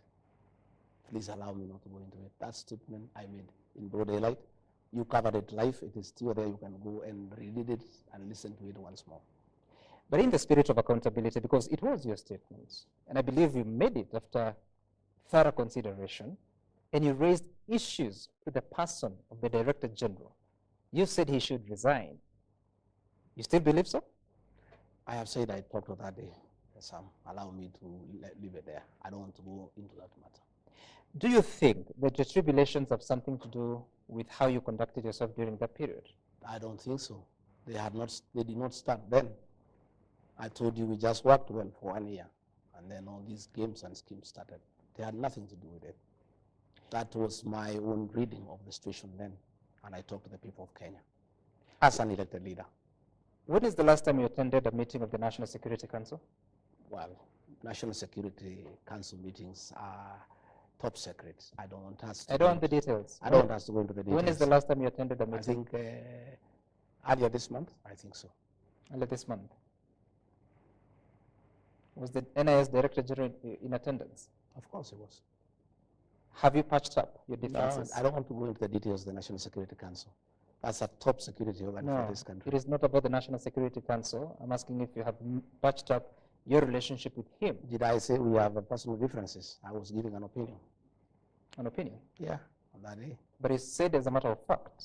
Yeah, that's what I'm saying. I won't record what I said. I made a public statement as an elected leader of what I thought of the situation. What responsibility should the administration of Kenya Kwanza take in regard to the lives that have been lost in those protests? Some I have said that matter I addressed it comprehensively. Let the rest there. I'm actually not talking about the statement. I'm talking about the killing of 60 people, at least 60, as reported by the Kenya National Human Rights Commission, KNCHR, which the government is yet to admit about the total number. The last, I think we heard from the president, about 40. By the way, how many people died in those protests? You asked that question to the president. He's the chairman of the National Security Council.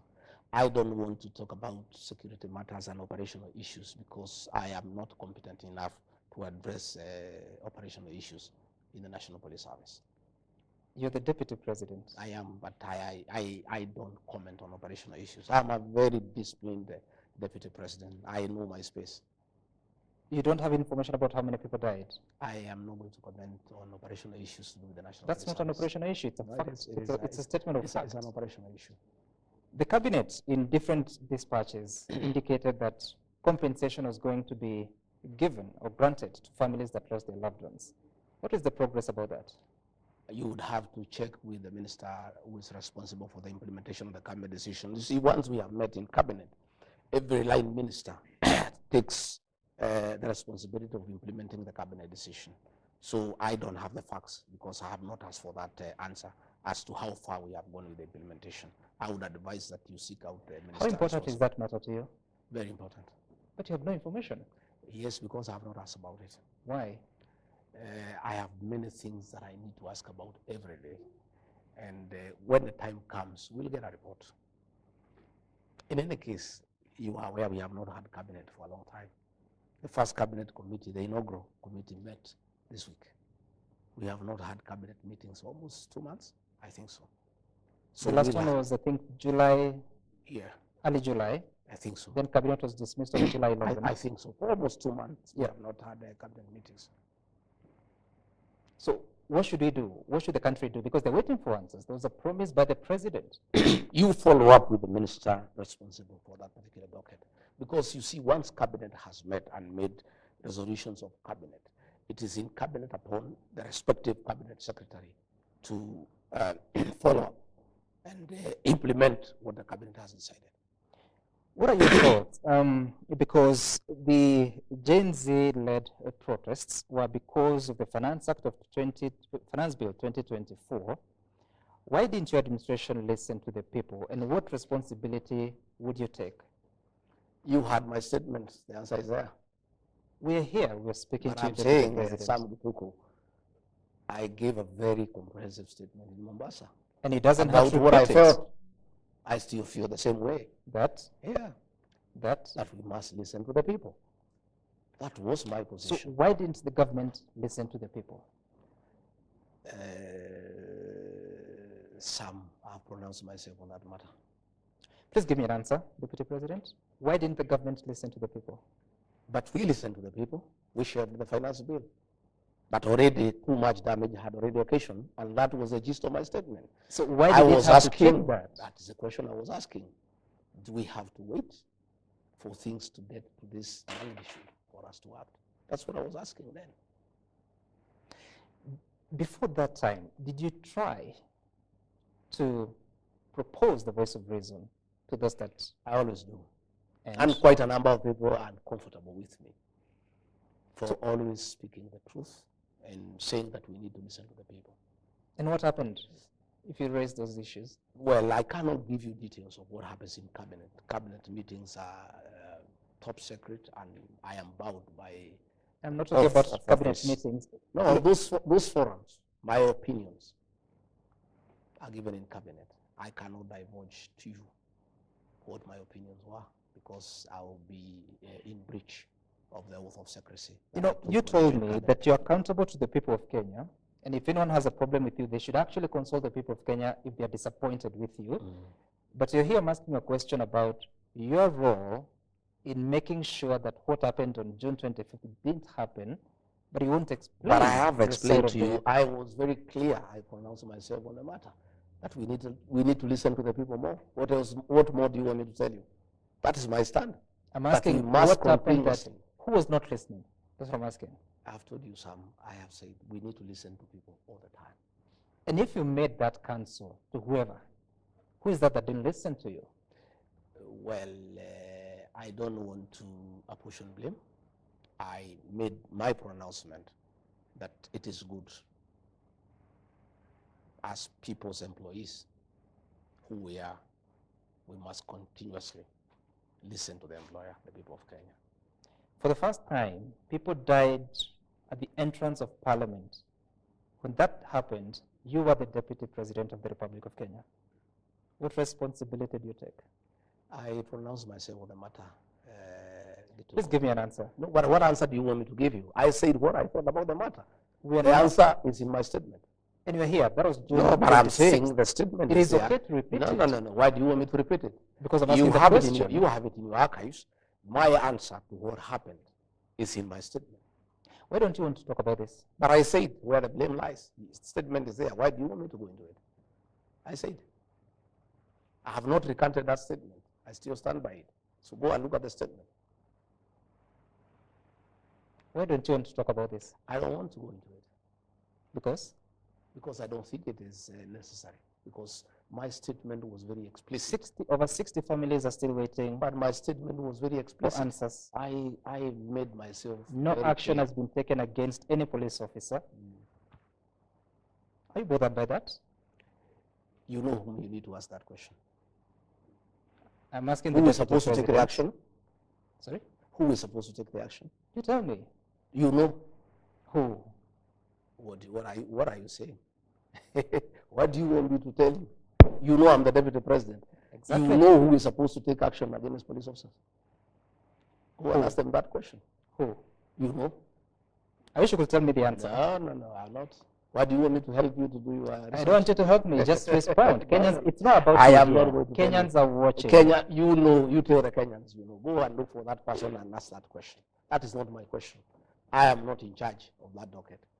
So I cannot answer a question that doesn't belong to me. So you say we should go to the Interior Ministry? I don't know. If you think that's where you need to go, proceed.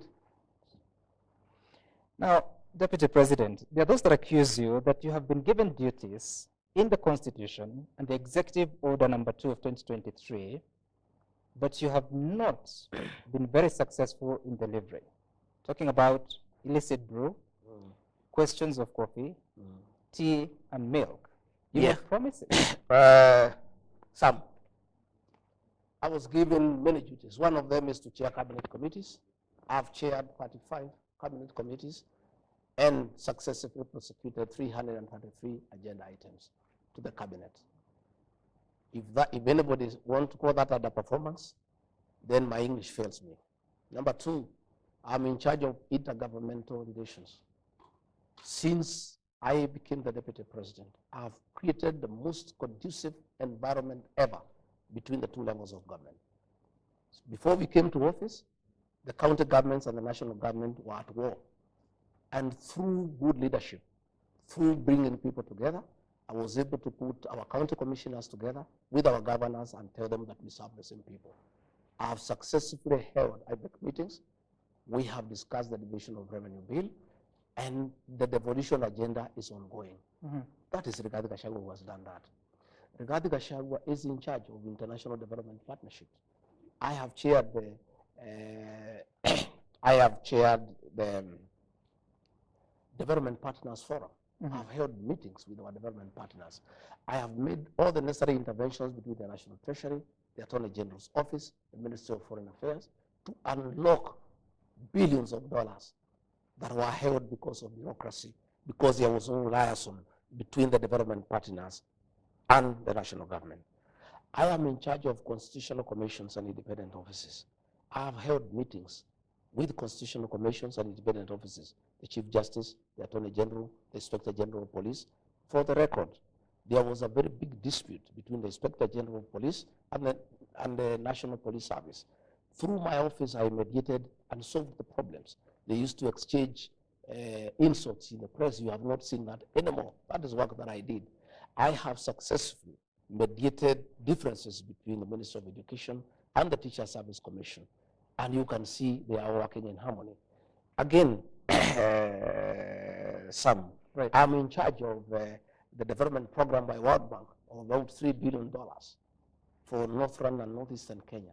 I have successfully held meetings and organized for fast-tracking of programs in Northern and Northeastern Kenya for those counties funded by the World Bank. Again, that is work in my office. In matters coffee, the president assigned me to lead coffee reforms. He did not tell me to take over the Ministry of Agriculture or to take over the Ministry of Cooperative Development. He asked me to initiate and drive coffee reforms. I held a very successful coffee conference in Meru and brought all the partners, all the stakeholders together. And out of that conference, we have worked with those stakeholders and come up with the Coffee Bill 2023 that is now before the National Assembly. In that bill, we have recommended the re-establishment of the Coffee Board of Kenya to market coffee for farmers so that they can get away from private entrepreneurs.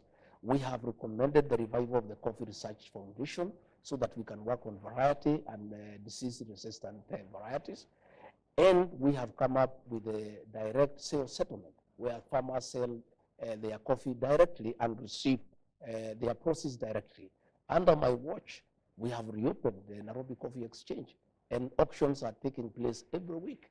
Once the Coffee Bill 2023 is approved by Parliament, accepted by the President, all the reforms that we have been working on will be complete, and farmers will get their money. And I also want to say, through our intervention, a lot of coffee societies are getting over 100 shillings in terms of pricing. Where we have challenges. That's per kilo? Yeah, per kilo. And our ideal price is about 150, and we'll get there. There is a factory, I think, in Gariama in Kirinyaga with about 122 shillings. And I want to assure you that once we have another bill before Parliament, the Cooperative Bill of 2023, to deal with the governance and integrity issues around cooperative societies. Once that bill has been approved and assented by the President, it will strengthen leadership in cooperative societies. Where you see a lot of demonstrations, it has nothing to do with the pricing. It has a lot to do with the mismanagement of coffee farmers' earnings by wrong officials. The Cooperative Bill of 2023 will address that. And that is why people must know. I've seen some politicians trying to attack me about coffee.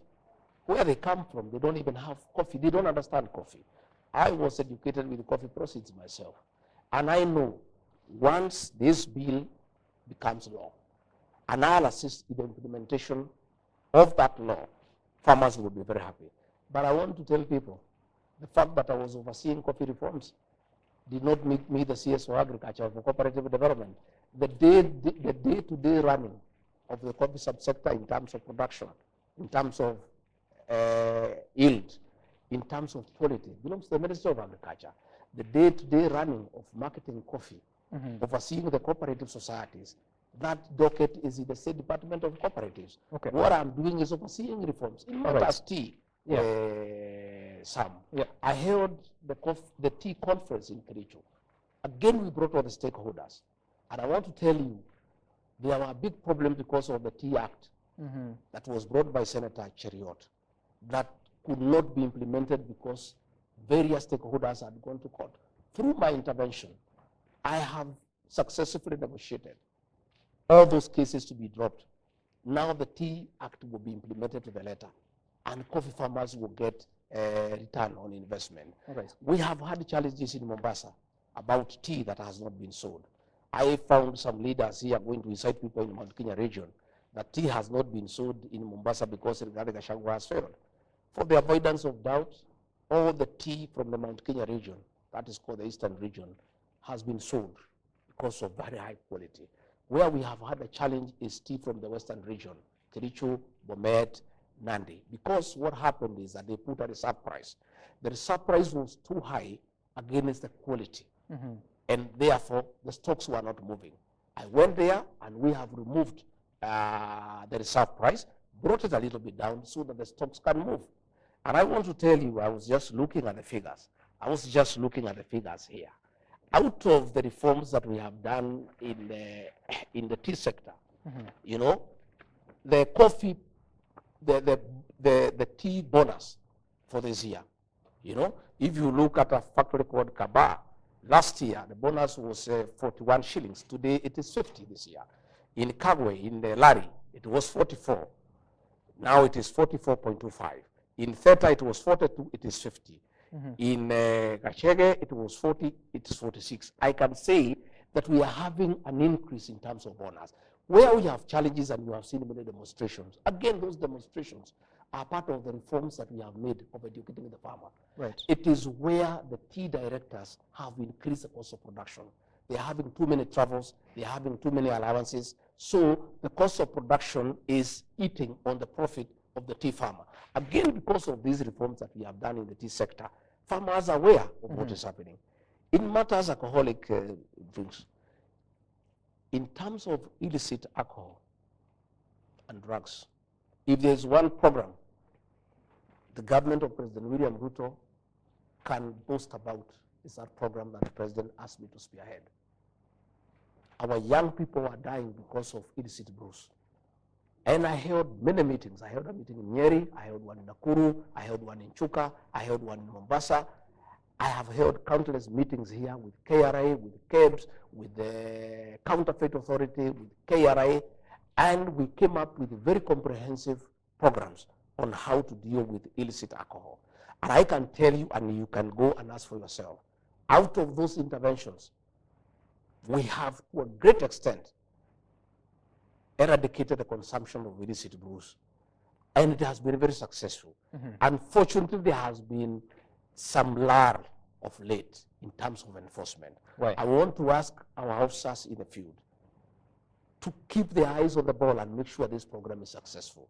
We closed all factories that were manufacturing these illicit brews. Okay. There was an attempt to reopen them, and I raised the matter with the president. I want to thank him because he intervened. And those factories were not reopened, the ones that were producing illicit brews. But I want to say that is a program that has been very, very, very successful. Some, in terms of duties that have been given to me by the president, on coming to office, he asked me to chair the emergency drought response team. And I successfully mobilized resources across the country during the worst drought in 40 years of this country's history. And I made sure not a single person died.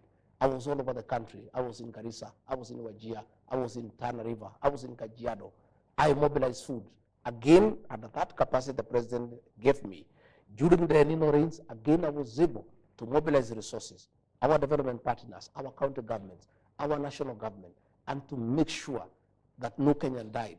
Okay. And to make sure that people got support the way they are required. Right. So anybody, I would like somebody to ask me, out of the work that have been given by the president, the 8 or 9 functions or so, which one have I failed? President has asked me to represent him in international engagements. Okay. I get that. Deputy President, so you also said, and we're getting to the tail end of this interview, you also assigned the role of Nairobi Rivers Commission. Yes. Just recently, we saw, should I say, a relaunch of a program to clean up the river. Were you there?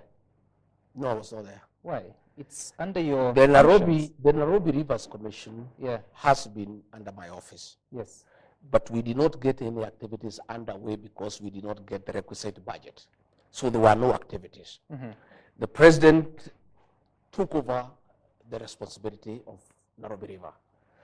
That was a delegated function. And the person who has delegated a function to you, when he needs to take it up and proceed with it, he does not even need to consult you because it's a delegated function. And the president went to launch that program, and it is going on well. But subsequently, I joined him at Kenya School of Government, where we met the administrative officers, the chiefs, the assistant chiefs, and the village elders, again to anchor the program. And that is where the president called me for that meeting, because I also have a way with the administrators. Why didn't you attend that event? It's important. It's one of your functions, even if the president... As I have told you, I was not aware when it was taking place. And I've told you exactly what happened. But the one that I was invited, I was there. Then it means it's been longer than 1 week that you've not been... I'm not sure exactly when, but I'm saying any function that I need to attend, that I'm aware of, I'm always there. So the one at the Kenya Institute of Government, where the chiefs, the assistant chiefs, were there, and the village elders, I was there, and I spoke for a long time. Okay. And I advised them on what I think they should do. Okay, let's try and get your understanding. There are a lot of conversations going on, including the expansion of the Jomo Kenyatta International Airport. There's a PIP, privately initiated proposal that has come from Adani. You've had a conversation of what has been going on, perception of failure of transparency. What are your thoughts about this? I've heard about. I am not privy to the arrangements because it is not in my docket. I have not been assigned to deal with it, so it has not come to my attention officially. So what I know is what I'm also reading and hearing. You know, I'm listening to the people of Kenya. What I know is what I'm listening to the people, but I don't have the details. I will not be able to say exactly what the details are. Is it a good deal for the country? Is it a bad deal for the country? I don't have those details. I'm a very truthful person. If those details are put before me, I'll be able to apply my mind and give an opinion. As it is, I'm just listening like that. But Deputy President, you chair committees. And these committees, when Kipchumba Murkomen was the Transport Cabinet Secretary, you are still chairing those committees. You never heard of such? What the details were not brought before the committee. What was brought to the committee is that there is need to expand JKIA. And we said, go ahead and expand JKIA. But as the details of the PIP, as to the level of investment, as to who do it, that has not been You've never heard of it? I've not been brought to a committee that I chair. So with the questions that Kenyans are asking, and you are the presidency, so what assurance do you give Kenyans? Well, what I can say is that the next time that I hold a cabinet committee, I'll ask the minister in charge of transport to give us a brief as a cabinet committee so that I'm also appraised, so that if I go to an interview like this one, I can be able to answer. As it is, I'm as green as you are. I have no details. What I know is that Kipchumba Murkomen came to the cabinet committee and asked for approval to start arrangements to expand JKI. Okay. And we approved. And we went to the cabinet, we approved. But as to the details, as to how it is being done, as to who is doing it, whether it's value for the money for the country, whether the thing is above board or not, I cannot comment about it because I am as green as you are. Okay. Well, I have to admit that we've been reading about it and reporting about it. But what are your thoughts about the contentious university funding model that has a lot of students raising questions about the banding, but also causing a lot of discomfort among parents? I am a great believer in listening to the people. People don't just complain without a reason. We came up with this financing model. It was brought by Minister Machogu before Cabinet Committee. It went to Cabinet. We looked at it and we agreed it's a good model. But Kenyans think differently. And at the end of it all, Sam, we must listen to the people because all these things we do are for the benefit of the people. If the people we are trying to help feel so bad about something, you cannot insist on it. And that's why I'm happy that the president has appointed a committee to review, you know, and reconsider what people are saying. Again, we need to listen to the students, we need to listen to the parents, we need to listen to the vice chancellors, we need to listen to the lecturers. It's about the people. And I am in agreement 100% that where people raise issues, we have a responsibility as an administration to accord them a hearing because we are not rulers. So we are leaders. Why is it that the listening is always after the fact? Well, Sam, you do things that are well-intentioned. Sometimes you come up with a program and you mean well and you think you have done the right thing. And when it goes to the beneficiaries, they think differently. It does not mean that you had bad intentions. What it means is that nobody knows everything. The people of Kenya have every right to correct the government. If they think the government has not come up with a good model, we have a responsibility as an administration to listen to the people. And I think I want to, applaud the president for agreeing that we need a committee to listen to what people are saying, and we take their views, and probably and hopefully they'll help us to make a more informed decision. Do you find anything wrong with that? Because if you look at the committees that have been formed, in total more than 100 people, yet the cabinet has 22 cabinet secretaries, to include yourself and the president and the attorney general and the secretary to the cabinet. That's 26 people.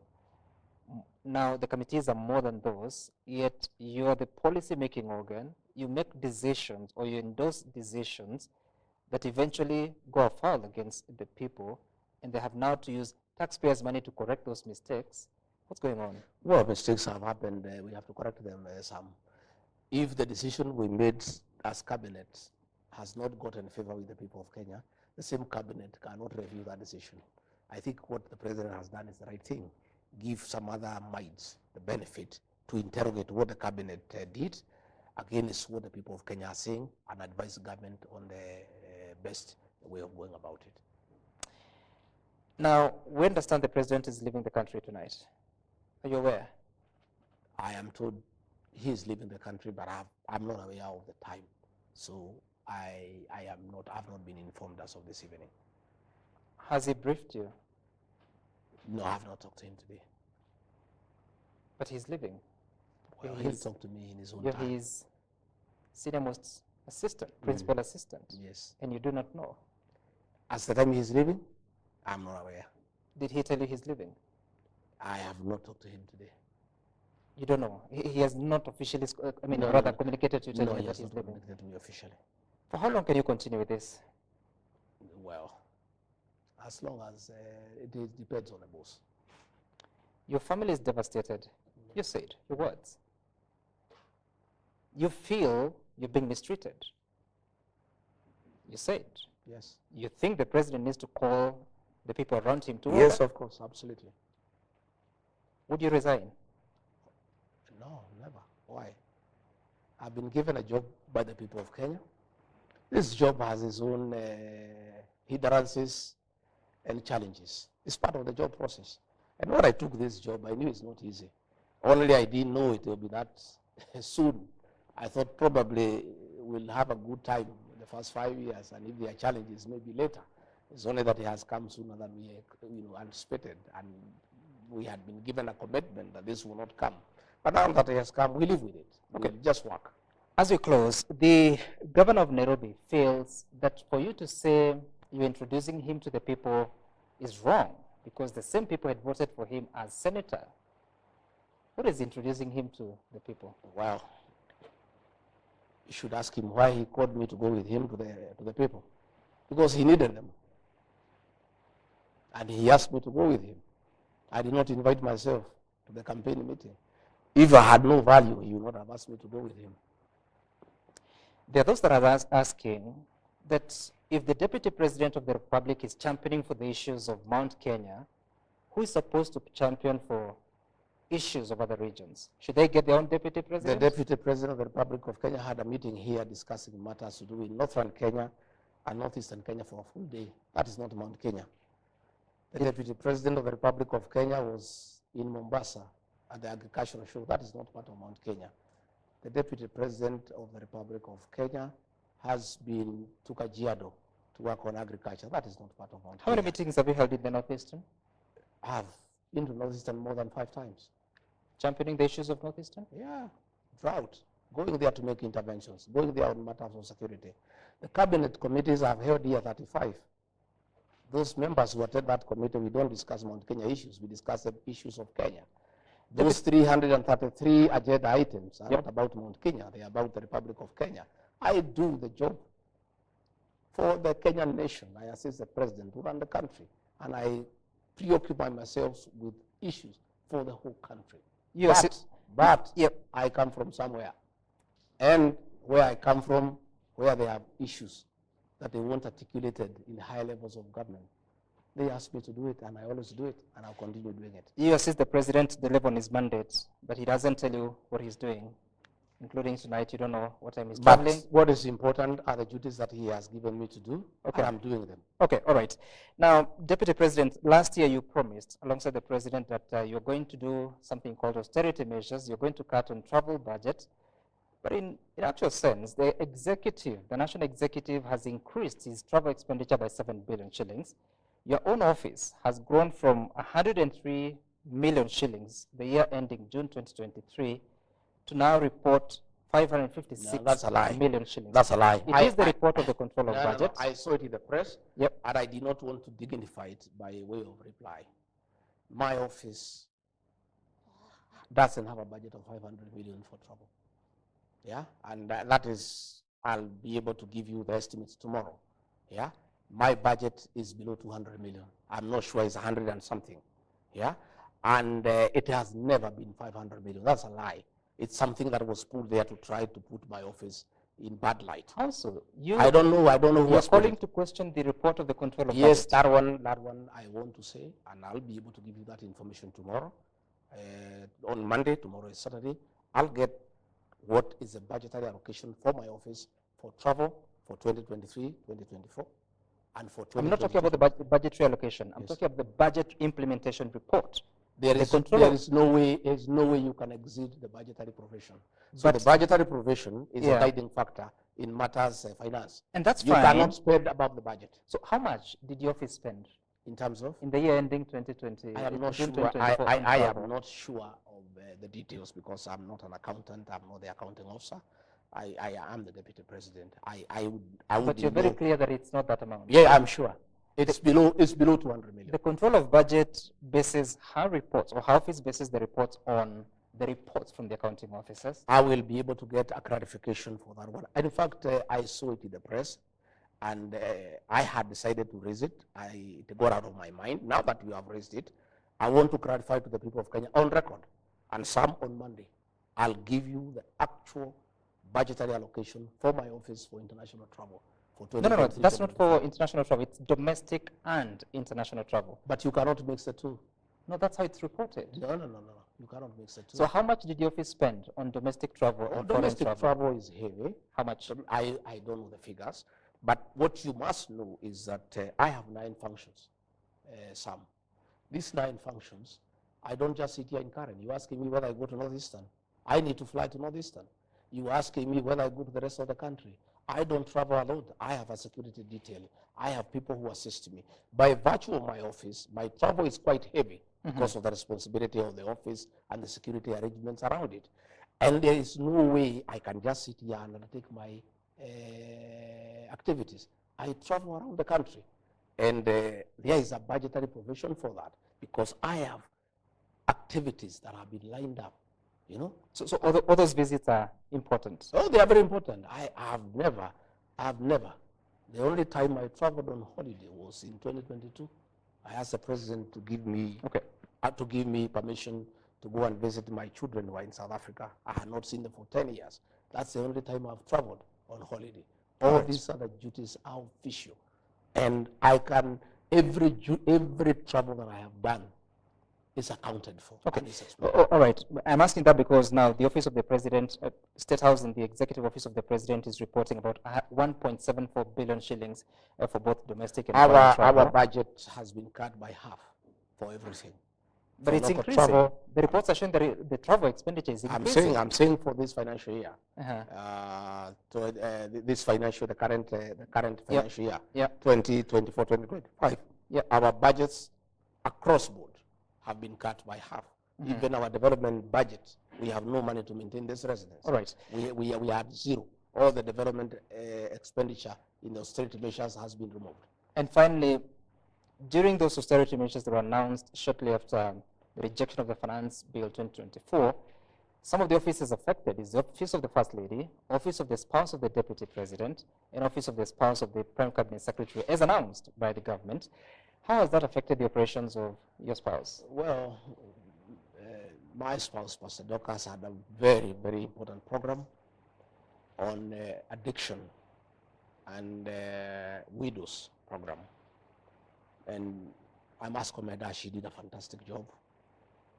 She has helped hundreds of children who are addicted and successfully rehabilitated them and gotten them into income-generating projects, and really changed many lives. And her work was supporting my work in terms of eradication of illicit brews, and how she was dealing with those who are already patients in terms of addiction.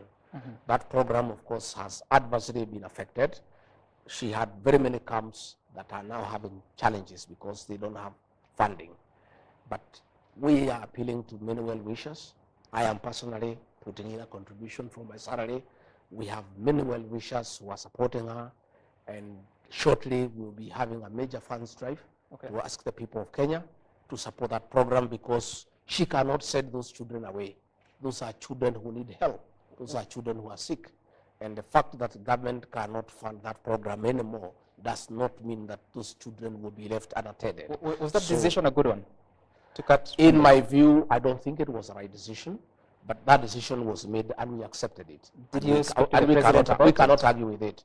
But I can tell you the program my spouse was doing has the support of very many Kenyans.